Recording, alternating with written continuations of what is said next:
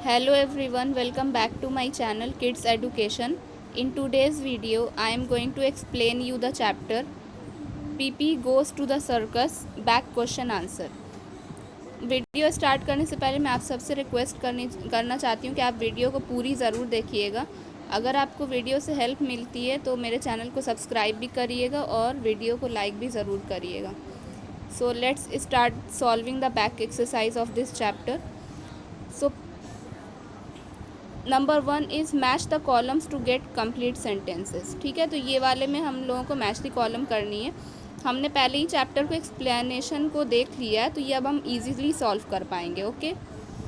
A, when Tommy and Annika invited Pippi to go to the circus she wasn't sure because जब Tommy और Annika ने Pippi को circus में invite किया तो वो क्यों नहीं श्योर थी। So it's answer will be number 2, she didn't know what a circus was. क्योंकि पीपी को पता ही नहीं था कि सर्कस होता क्या है। B, Tommy told Pippi a circus was fun because Tommy ने पीपी को बताया कि सर्कस में मज़ा आता है क्योंकि number 1, there were horses and clowns and people that walk the tight rope. क्योंकि वहाँ पे घोड़े होते हैं, जोकर्स होते हैं और लोग होते हैं जो कि रस्सियों पे चला करते हैं। When Anika told PP that a circus cost money, जब अनिका ने पीपी को बताया कि सर्कस में पैसे लगते हैं, Pippi said that she was as rich as a troll, तो पीपी ने बोला कि वो बहुत ज़्यादा ही अमीर है। when Tommy explains when Tommy explained to PP that it cost money to look at a circus, जब टॉमी ने पीपी को एक्सप्लेन किया कि सर्कस में देखने के पैसे लगते हैं, she thought that even looking at things around her cost money, उसने सोचा कि आसपास की चीज़ों को देखना भी उसे देखने के लिए भी उसे पैसे देने पड़ेंगे। When Pippi was at the circus, she thought that someone had been careless to leave sawdust on the ground.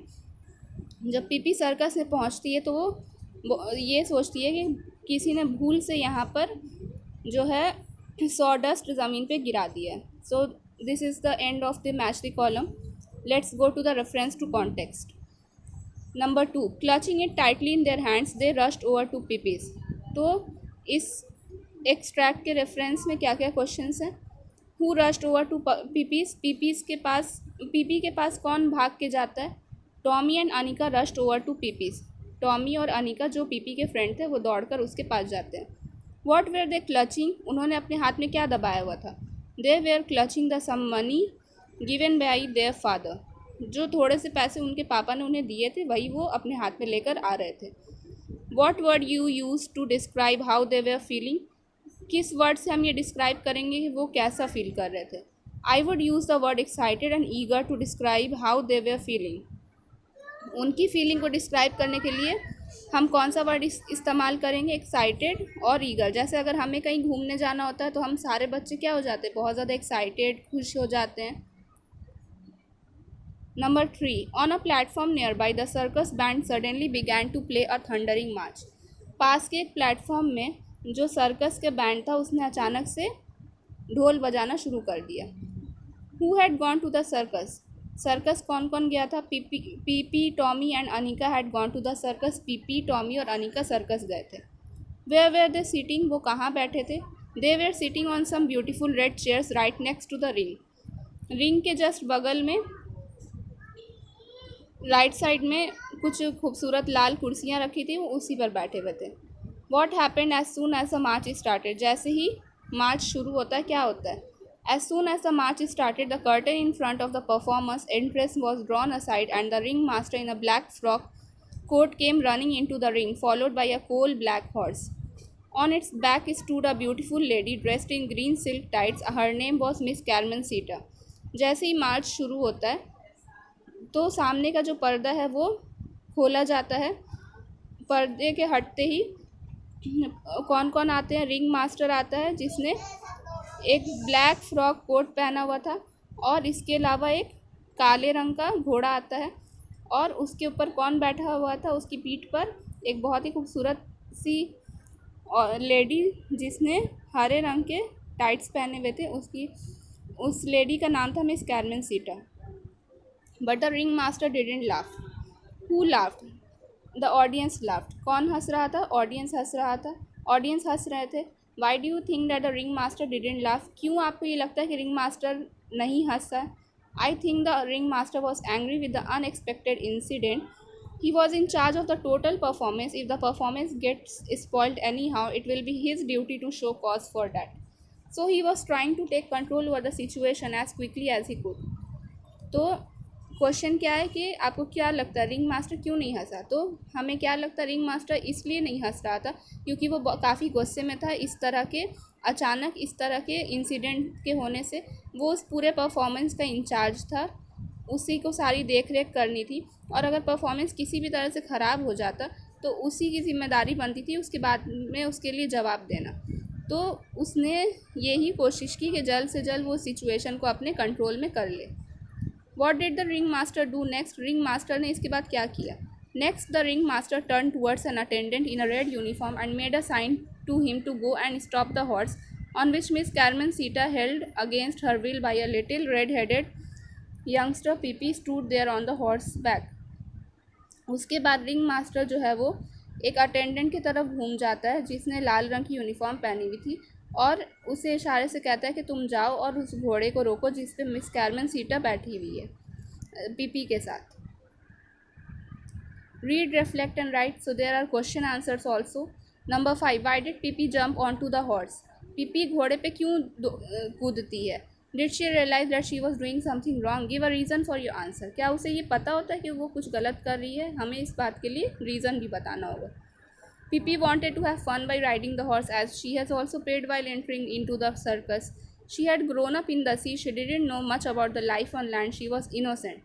PP जो है बस घोड़े पे चढ़कर मज़ा करना चाहती थी क्योंकि उसने सर्कस में घुसने के लिए फ़ीस दी थी और उसका ज़्यादातर वक्त जो है वो समुद्र पे ही गुजरता था, शिप पे ही गुजरता था, इसलिए उसे ज़मीनी दुनिया के बारे में ज़्यादा नॉलेज नहीं थी. वो काफ़ी ज़्यादा नादान थी. She had no idea about if she was doing something wrong or not. At first, Miss Carmencita began to push Pippi with her hands behind her back to make her jump off. उसे कोई idea ही नहीं था कि वो गलत कर रही है या नहीं. पहले तो मिस कैरमेनसीटा ने उसे अपने हाथ से धक्का देने की कोशिश की, बट दैट डिडंट वर्क. लेकिन वो काम नहीं आया. Then miss Carmencita tried to jump off herself, but that didn't work either because Pippi was holding her tightly around the waist. उसके बाद मिस कैरमेनसीटा ने खुद कूदने की कोशिश की, वो भी कोई काम नहीं आया क्योंकि पीपी ने उसकी कमर से उसे ज़ोर से पकड़ा हुआ था. Number 6, if you were a friend of Pippi's and you had taken her to the circus, how would you have felt seeing her standing on the horse? अगर आप पीपी के दोस्त होते और आप उसे सर्कस में लेके जाते तो आपको कैसा लगता कि वो उसे देखकर जब वो घोड़े पर खड़ी हुई थी? First of all, I would have been astonished after watching her swift action and the way she rode on the horse. Then I might have laughed seeing the few moments she created instantly.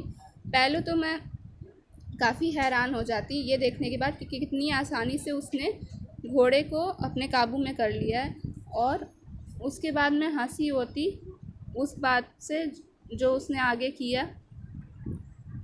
Then I would have felt ashamed as the one whose show was being spoiled because of my friend. I would have got up and went to Pippi to understand that she was doing something wrong and that is not good manners.